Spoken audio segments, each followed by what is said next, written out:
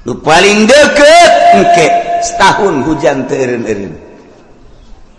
Hujan beta mengacrek bae hujan ke eureun sajam 2 jam mendung deui hujan. Ke eureun sajam 2 jam 5 jam aya genep jam eureun teu hujan ke hujan deui ngacrek bae hujan.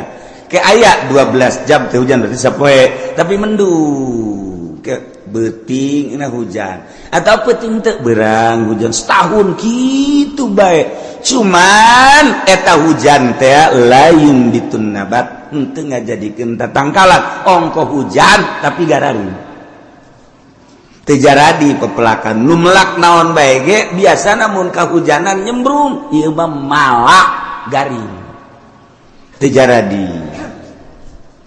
Nah lamun geus eta terjadi eta mah geus detik-detik terakhir bakal datang.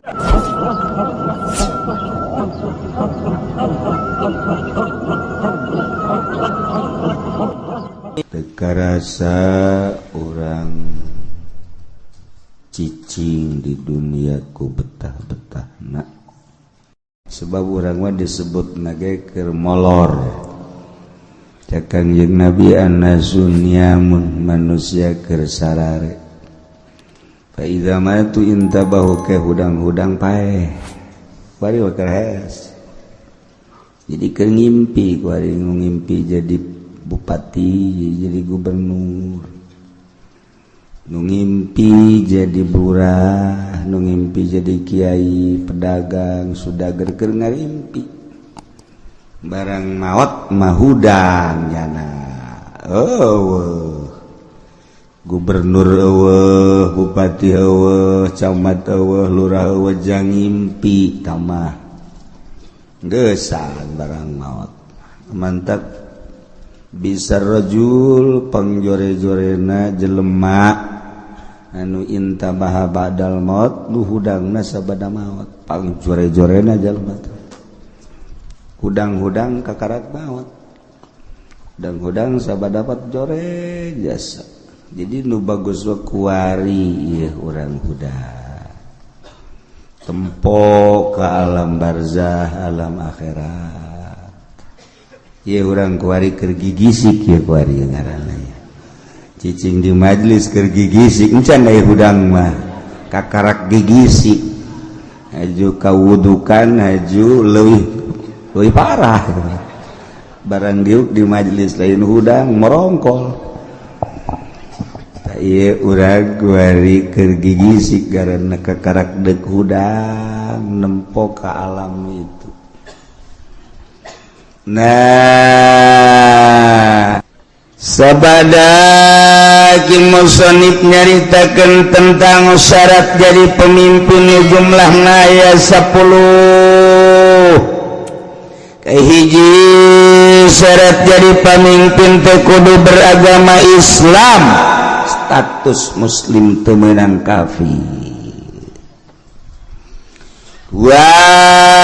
Kudu mukallaf teu meunang budak leutik teu meunang muedan.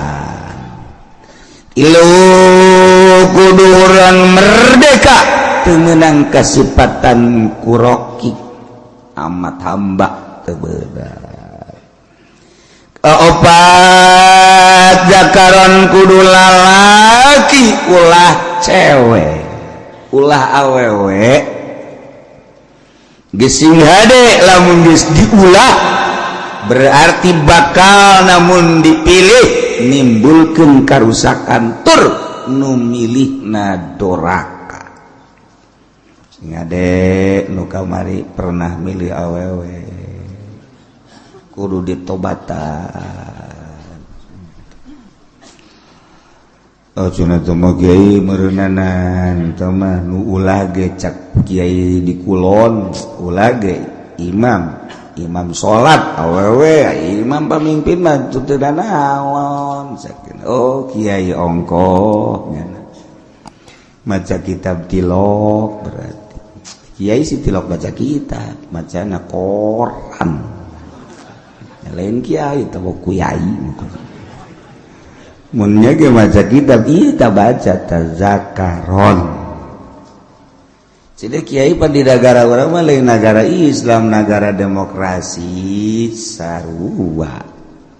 Ketika urang berhadapan jeung masalah eta, urang babagi supaya ulah terlalu jero teuing kasalahan urang. Geus masalah demokrasi, nyieun kasalahan meleg-meleg atuh ulah keun beta mah nyieun aturanna demokrasi. Urang kuari mah ulah terlalu ketiban tangga, jatuh ketiban tangga. Jadi rengsek teman. Kayak gitu bara jatuh doang, teu ketiban rada deres bae paling ringsek doang geus. Nah, jadi urang ulah sadajan di negara demokrasi ulah dipilih awewe. Kajen nyalametkeun diri urang bae. Geus aya kiai anu ngajakan, oh kiai geus mangga jang kiai bae tah mangga. Nyebrang di jembatan Siratal Mustaqim kiai bae di ditu.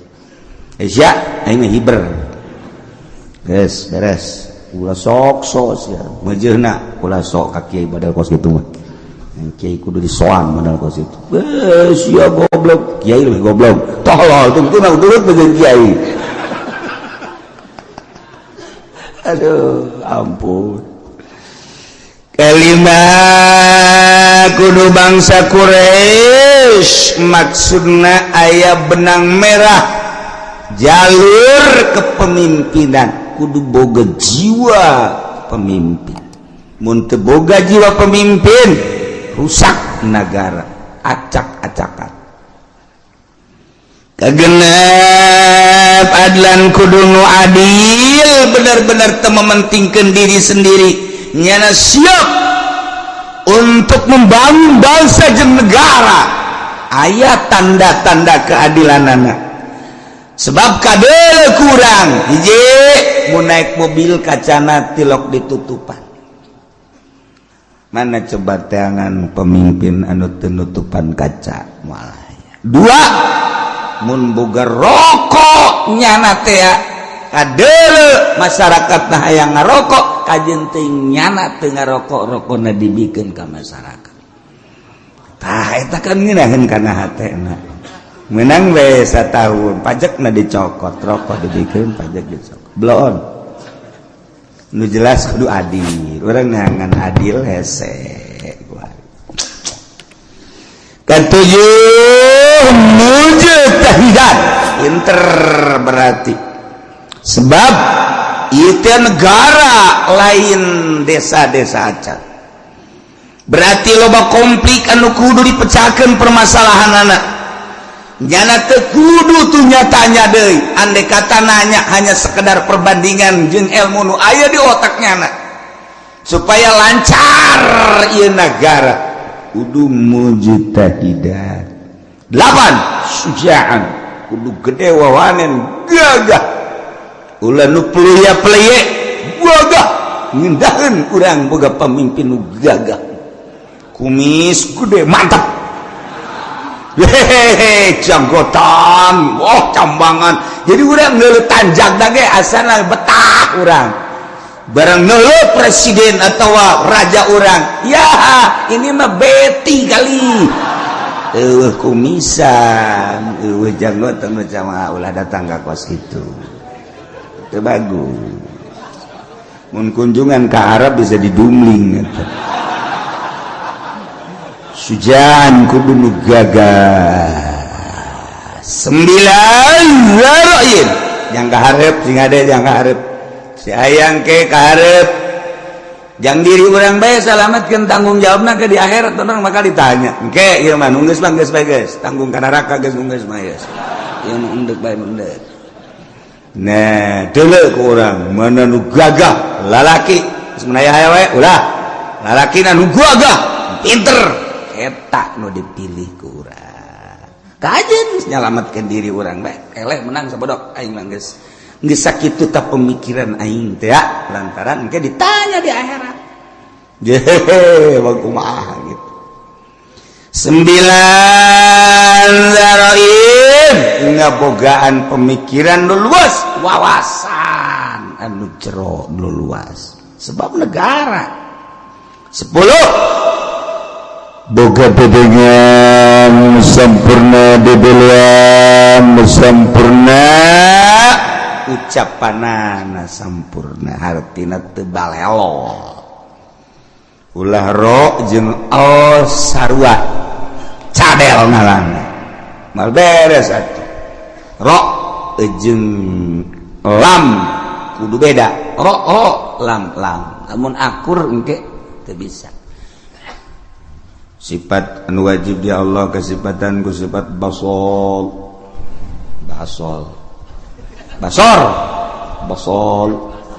ro basol pannya naon cadel jadi basol ro lain l untuna dikurangan sifat wajib di Allah sifat baso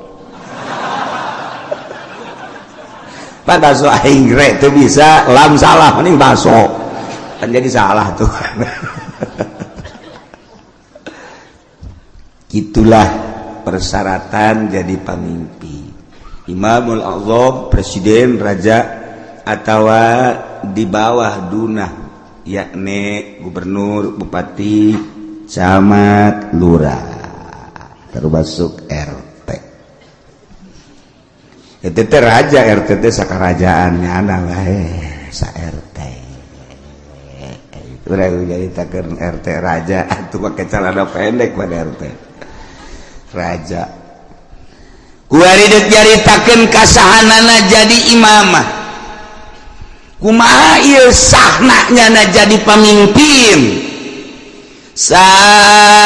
seseorang anu memenuhi persyaratan 10 tadi sesuai dengan kriteria anu tadi nyana bisa sah memimpin bangsa kutilu perkara nomor kahiji wa tan'aqidul imamatu bil bai'ati wa tan'aqidul imamatu bisa kabundel nyangreud sah maksudna jadi pamimpin sifat pamimpin yakni imam presiden gubernur bupati bil bai'ati ku bai'at di beat di zaman baheula pertama nu di beat ialah Sayyidina Abu Bakrin Siddiq radhiyallahu anhu. Pertama nu di beat jadi pemimpin adalah Sayyidina Abu Bakar Siddiq. Seluruh sahabat anu ngabogaan wawasan anu sampurna berpangkat ijtihad mujtahid berbagai kelompok tina kelompok dicepol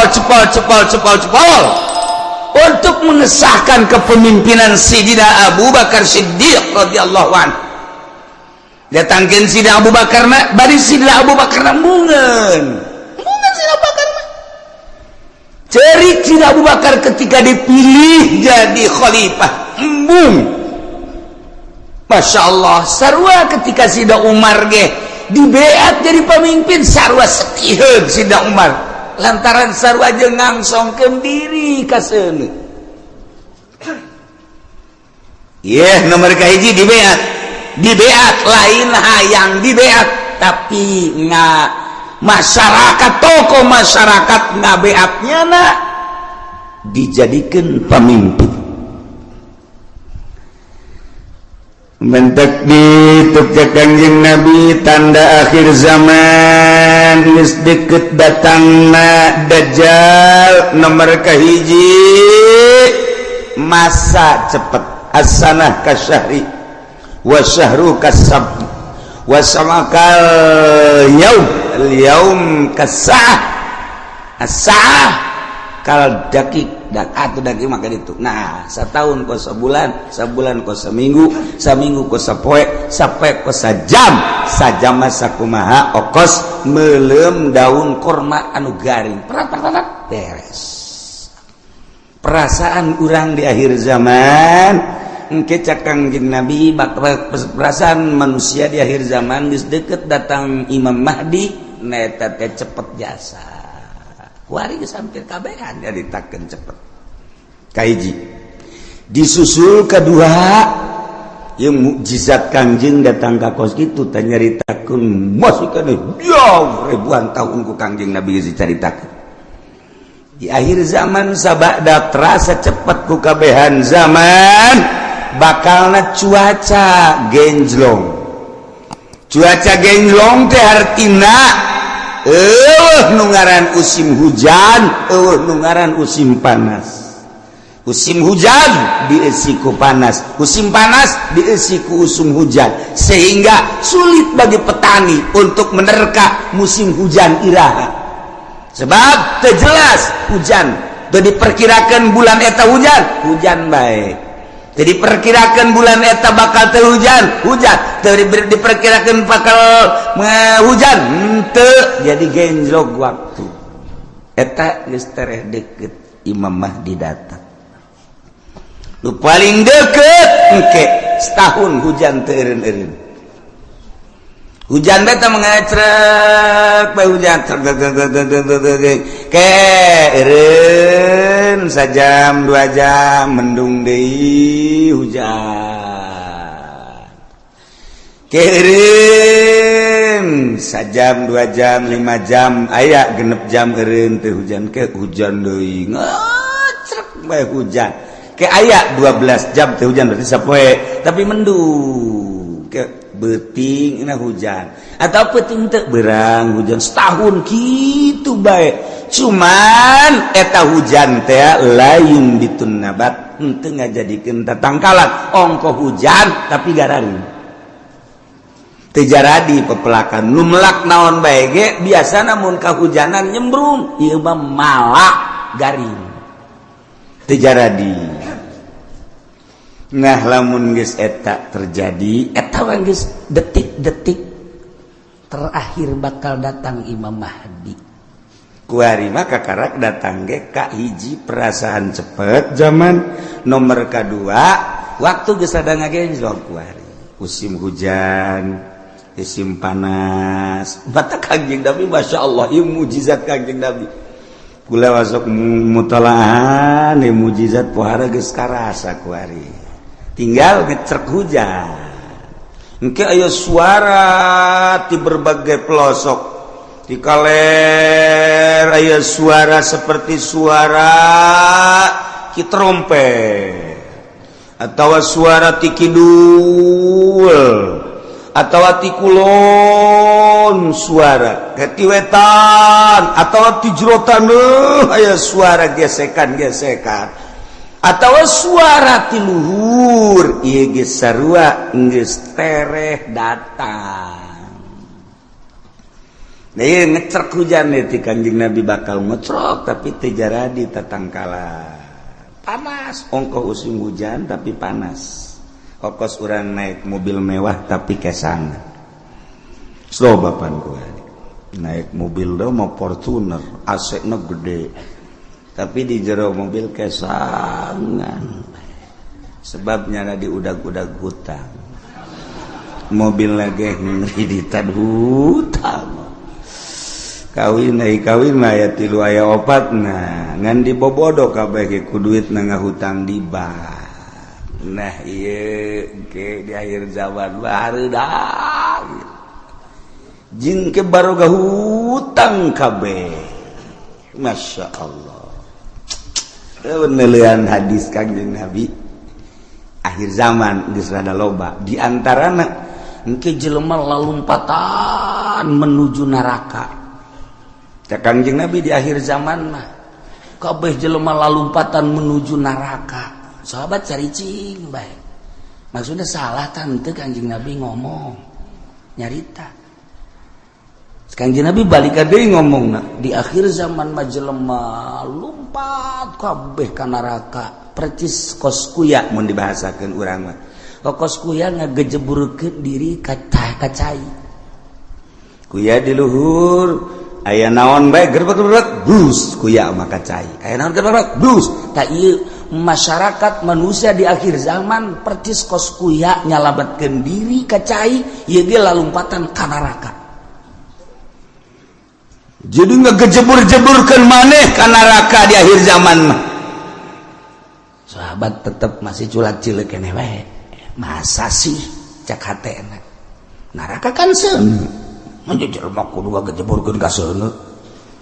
Ima jelemana meureun teu normal di akhir zaman teh wae mah Kangjeng Nabi salah ye. Masih didengekeun bae ku sahabat. Asana meureun aya kekeliruan ieu Kangjeng. Kangjeng Nabi kan weruh sadurungeunna. Sahabat teh masih kene culak cileuk. Banget teu percaya cak Kangjeng Nabi di akhir zaman ke jelema lalumpatan menuju neraka. Percis kos kuya nyalamatkeun diri ngagejeburkeun ka cai. Engke jelema masing-masing kabeh berduyun-duyun. Malah mah mun aya anu rada lambat kunyana disingkirkeun lambat amat sih ka neraka. Disingkirkeun kunyana anjeula. Jadi anu jelema-jelema anu ngahalangan di lambat sia ka neraka bae kudu lambat anjeula. Wih bari yang berani ayo aing geula geus aing jadi pamimpin neraka geus. Oh beranian dasar. Berarti kan geus 3 kali Kangjeng Nabi nyarita kos kitu tah. Berarti beneran nanya lah sahabat wani. 5 ya Rasulullah. Kunaon bisa kos kitu ya Rasulullah bisa jelema berduyun-duyun ka neraka. Sebab jelema kabeh memberanikan diri hayang jadi pemimpin, mendaftarkan diri hayang jadi kepala desa, mendaftarkan diri hayang jadi bupati, mendaftarkan diri hayang jadi gubernur, mendaftarkan diri hayang jadi presiden, hayang jadi menteri, eta ngaranna menuju neraka jahanam. Ya Allah ya Rabbi, urang lamun ngomong kos gitu pan bupati dah kiai bisaan sama kos gitu mah. Ya aing mah keur ngaji, sia daek ngadengekeun teu teu kajeut. Ya aing mah ngaji ge ieu bangsa jeung jelema nu kos ka dieu be nu laleutik aing. Muga dia mah teu kudu ngaji geus, sia jeung Kiai Golkar bae ka ditu. Aing mah keur nyaritakeun akhir zaman. Mun teu percaya datang bae dibere kitabna baca ku sia. Iya, itu bisa cenah macana. Emang sia mah ciri neraka teu bisa maca kitab. Ya anu ahli surga mah bari bisa maca kitab. Waduh, cak meri maju makan yang aing henteu. Henteu ge pandai ngadengekeun. Pamimpin mana kuari nu daek ngadengekeun ngaji nu bener? Deuleu sa Indonesia. Ayo teangan camat nu daek ngaji nu bener. Sugan aya di Pandeglang mah, sugan aya di Serang mah. Coba sugan aya bupati nu daekeun ngaji nu bener. Nu bener ieu mah maksudna ngajina nu bebeneran Al-Qur'an jeung hadis beneran. Ya, celi aing sumpungkeun. Asal aya bae ge. Mana? Gubernur. Ieu mah ngaji bae heula ulah ngalaksanakeun ngaji nu bener mana? Mana? Eueuh, mantak aing ngomong kos kitu teh, bibisaanan sama kiai sakeun teh. Ya tuh kajen bibisaanan aing.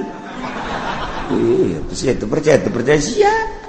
Atuh babagi bae ge di akhirat. Dah, sebenarnya surga malah nu ki uci anu pangeran. Aing mah wau jeung pangeran goblok. Ya, gue sombongannya lah. Sombongan gitu mah mejeuna.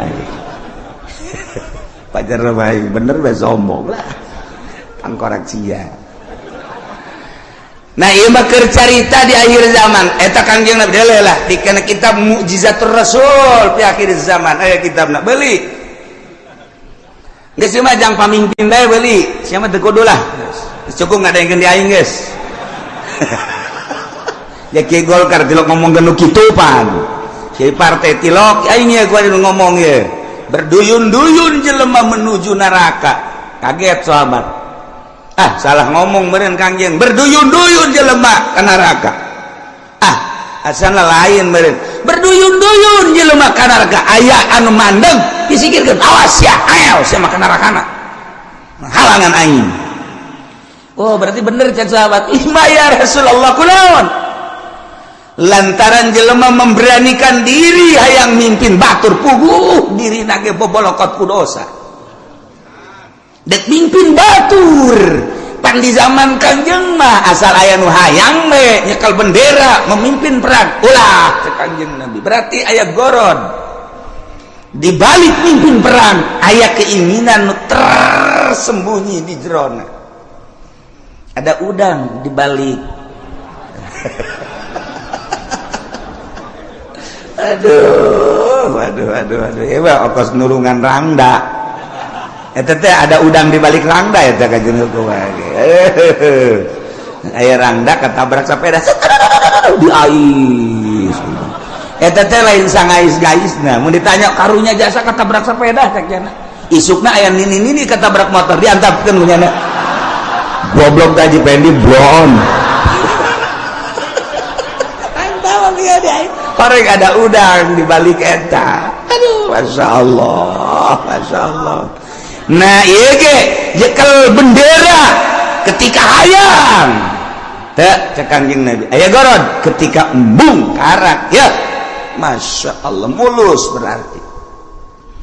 Nah, jelema di akhir zaman teh anu memberanikan diri hayang jadi pemimpin, berarti nyana keur lumpat menuju neraka jahanam.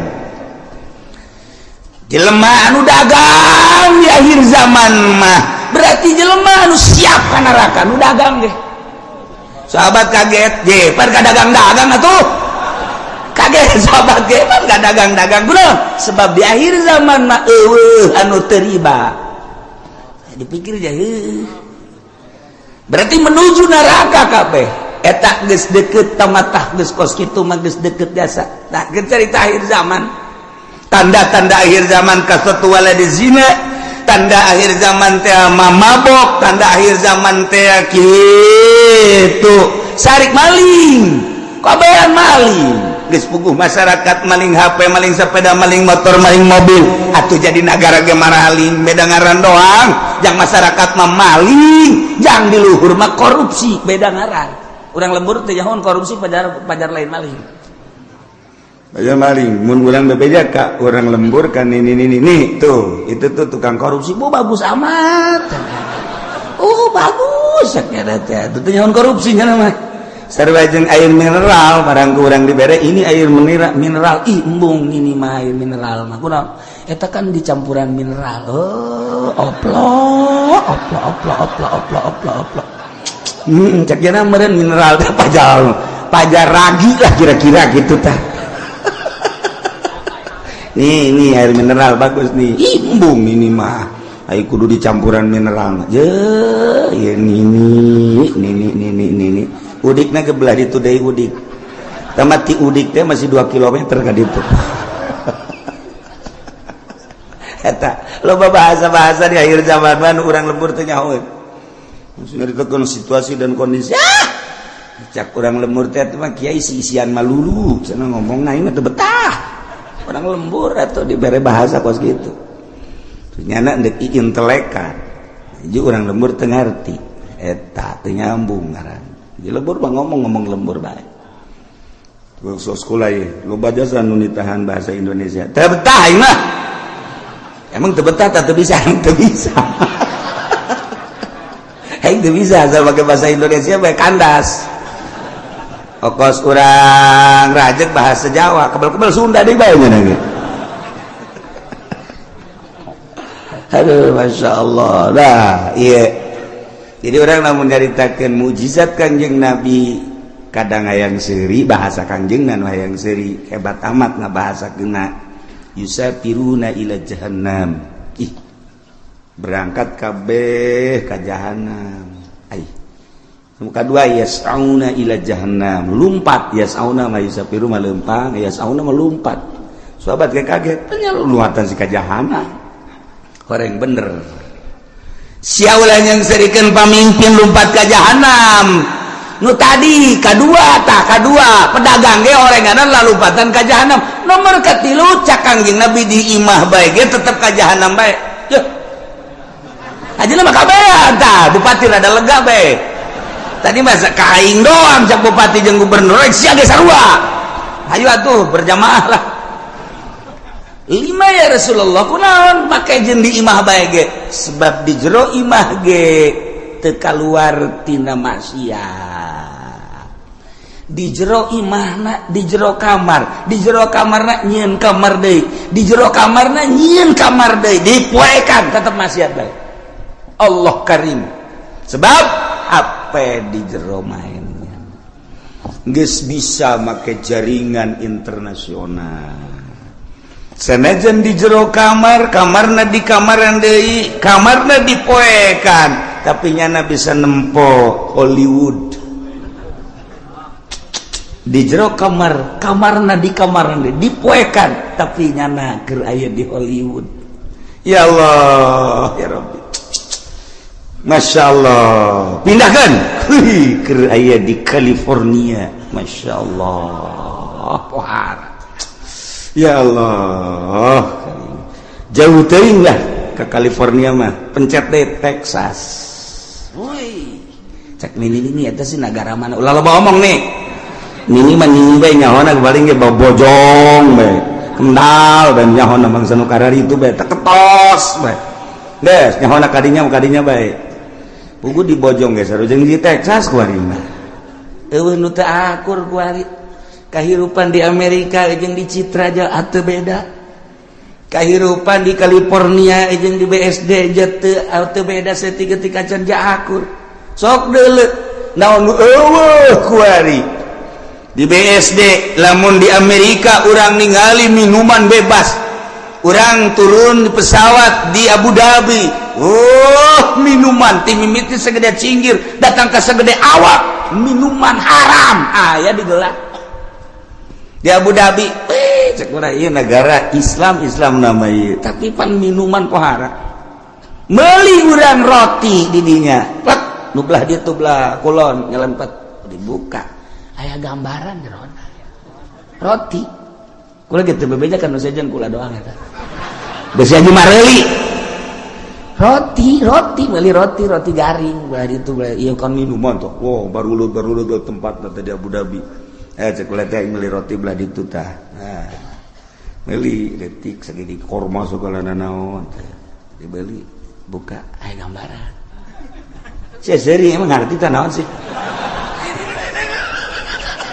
maksudnya aya gambaran tuh pakai celana sia geus ditutupkeun deui ku kula lah dia kan banjang bawaan ka imah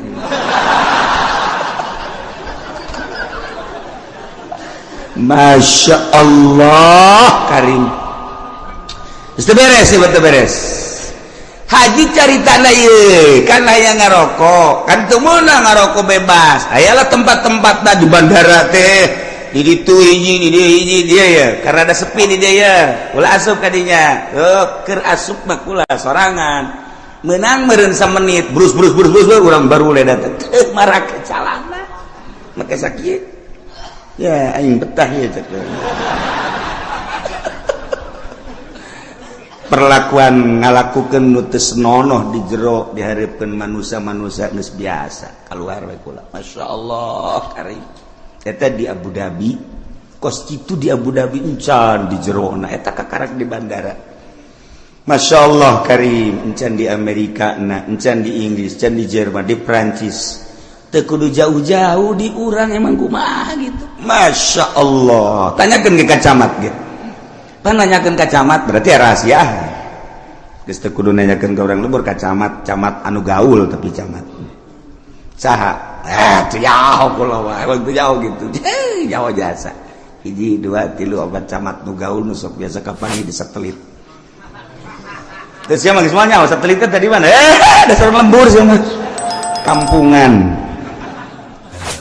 kos gitulah Indonesia eta ge Tangerang mantak berduyun-duyun menuju neraka di akhir zaman geus eueuh anu henteu lumpat ka neraka cerik kabeh sahabat ketika cerik tetapi aya keneh manusia di eta zaman anu tetep ngomongna teger bae nyana menjaga mata ceuli jeung sajabana tetep bae ka Allah eta teh cek Kangjeng Nabi saeutikna ge saeutik deui qalilan bahasa qalil teh saeutik aqol min golil jadi itu bahasa Kangjeng Nabi aqol min golil leuwih saeutik tinu saeutik jasa mun cak urang saeutik jasa eta ge direntogan bae ku bangsana deui nyana negakeun ke hak, negakeun adil jujur dina kakarak nyarita doang geus direntogan ku berbagai tokoh, ku berbagai masyarakat, ku berbagai, tapi tetap aya bae cek Kanjeng Nabi.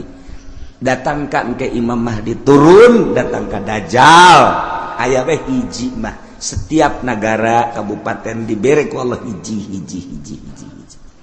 Cuman geus hese nyalametkeunana sakadar nyarita. Iyalah Kanjeng Nabi nyaritakeun mukjizat di akhir zaman. Geus kuari mah zaman geus karasa cepet, waktu ngageser geus encan doang hujan ngecrek satahun. Angkep lamun kula nyaritakeun Mekah bakal dilebaran, Madinah bakal diberes geus. Eukeur malah. Nah, ieu tinggal hujan ngecrek satahun tapi teu jaradi. Naon teu jaradi. Jelema berduyun-duyun menuju neraka jahanam. Teu karasa. Masya Allah. Tetep urang memantak ngaji, urang hayang salamet. Mudah-mudahan urang kabehan disalamatkan ku Gusti Allah, keluarga urang, pemajikan, anak incu urang disalamatkeun, pamimpin urang geja eta mah ku nafsuna ieu ketika nyana ngaragap nurani nama tetep nyana ge ceurik sarua bae hayang salamet. Mudah-mudahan dibere babalik pikir, kemudian nyana bisa ningali ka arah anu salamet. Amin ya rabbal. Wa tanaqidul imamatu, bisa sah jadi pamimpin, jadi presiden bil bai'ati ku di bai'at. Wal asahu nurutkeun cekal asah bai'atu ahlil hilli wal iqdi. Saha minal ulama'i war ru'asa'i wa wujuhin nas alladzina yatayassaru ijtiba'uhu. Artina nu milihna teu kudu keseluruhan. Nagara nama bentukna khalifah, tapi praktek memilih nama bai'at. Kulantaran bai'at teh aya bai'atu ahli hilli wal iqdi, berarti aya pemilihan demokrasi. Sebab ketika harita nu hendak dipilih diangsongkeun tilu tokoh, lain bae Sidina Abu Bakar Siddiq ke aya tilu, cuman nu dipilih Abu Bakar Siddiq, berarti kan hampir mirip secara demokrasi pemilihan nama dipilih biasa. Nah ieu keur carita memilihna wal asau bai'atu ahlil hilli wal iqdi. Henteu kudu keseluruhan masyarakat nu buta dituntun, nu torek dituntun, nu nini dituntun, teu kudu. Jadi dipilih per desa sabaraha nu boga wawasan untuk maju. Lamun sakecamatan sabaraha desa, pilih per desa teh. Mun sadesa aya 18.000 manusia. Kemudian diperkecil deui ku ari mah di kitu naon ngaranna dipekarkeun jadi 8.000 atau 7.000 per desa. Eta nu 7.000 tingali per kelompok-kelompokna sasi nu boga wawasan untuk maju ieu teh jang keselamatan bangsa jeung negara. Ahli hilli wal iqdi. Geus ulama nu milihna ulah diberean duit, di umrah-umrahkeun supaya manehanana milih, segala dibere motor, dibere mobil, aduh eta mah sogok menyogok ngaranna. Lamun aya kiai nu narima sogokan ti pemerintah, sogokan ti jelema-jelema nu endek calon, eta berarti kiai keur lumpat nerleng bae dek menuju neraka jahanam. Teu kudu ese dengan kiai kos kitu. Namun aya jelema kiai dek milih pemimpin tapi jana menerima sogokan di partai, di ketua, di kandidat, berarti eta kiai keur ninggalkeun masyarakat bak menuju neraka jahanam. Tinggal kukula ada ditanya, aya eueuh kiai nu geus kitu. Aya, lamun aya pang nyebutkeun saurang. Coba ulah isin-isin. seorang di Tangerang teh kudu ka sarang-sarang Tangerang ayo urang pasar Kemis ayo siapa aya bae kagak deketan ka Cilomok sia sia mah ka aing meureun ka jeung kumaha ge dasarna sia mah ekstrim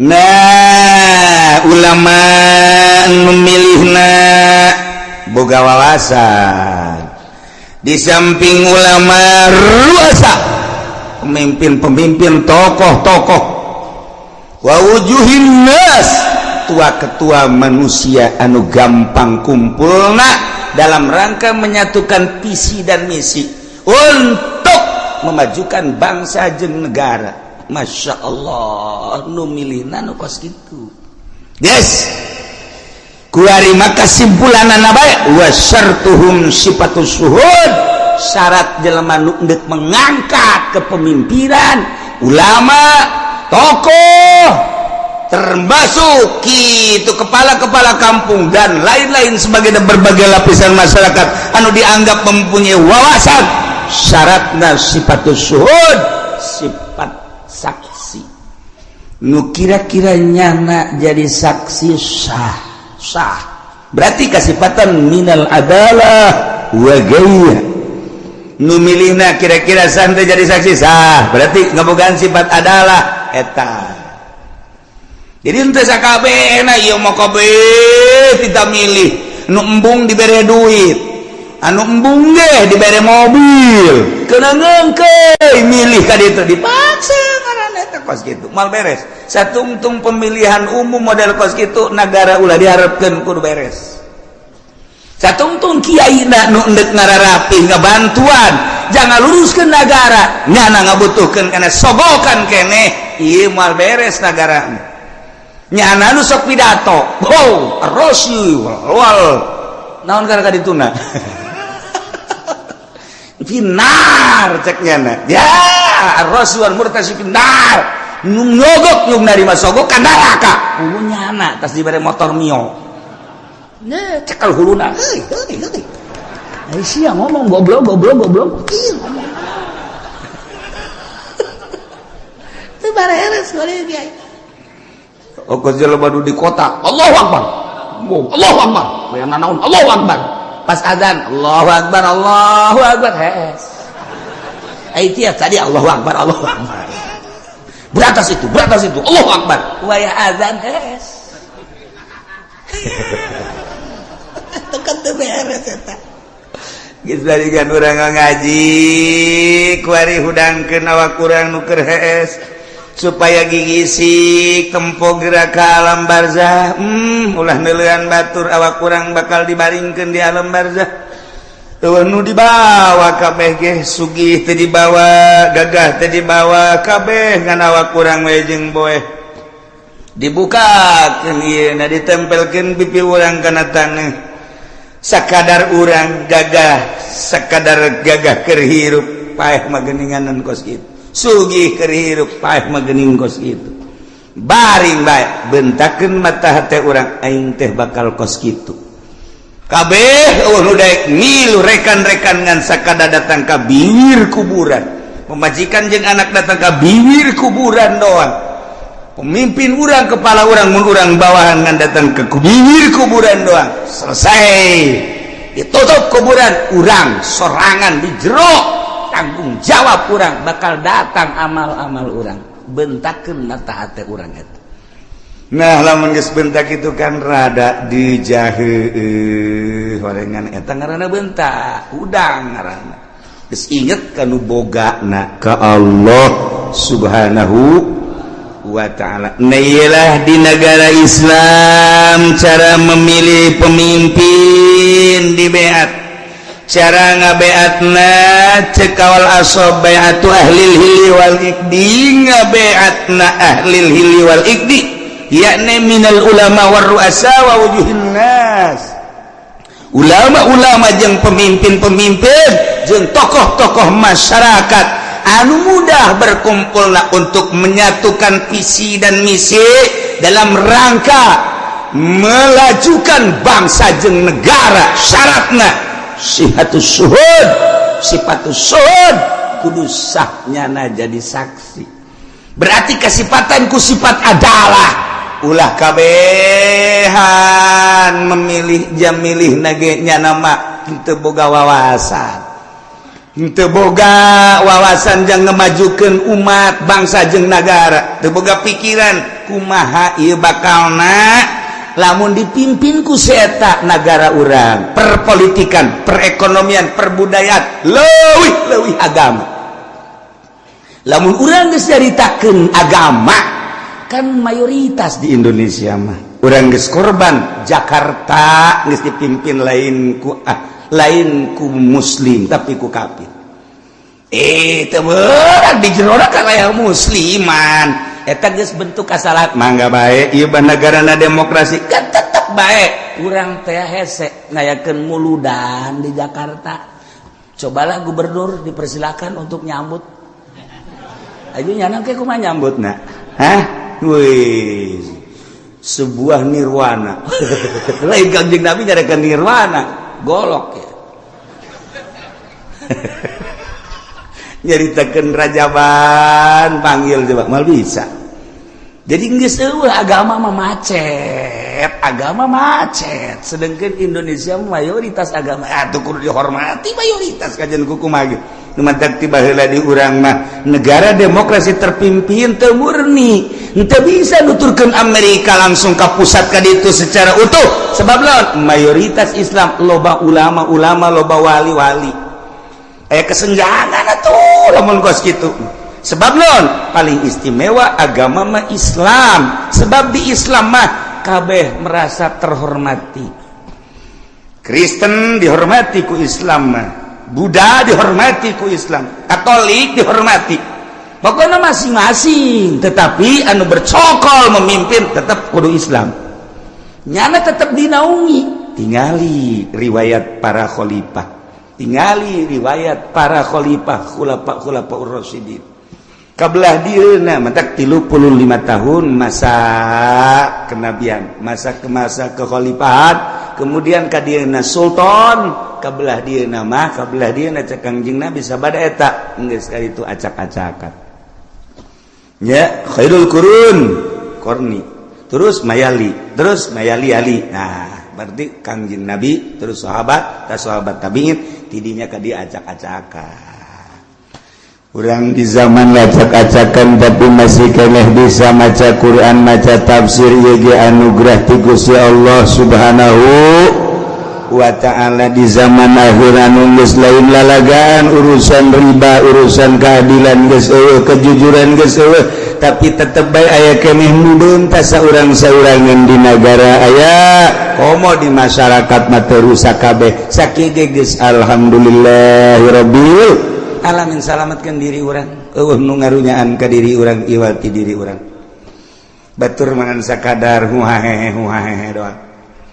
Mantak Tan Syekh Abdul Qadir kedatangan tamu. Setelah kedatangan tamu nyaritakeun cintana ka seseorang. Seri Tan Syekh datang deui tamu nyana nyaritakeun cinta ka seseorang. Seri geus beres ngobrol nyaritakeun cinta, nyaritakeun bendu.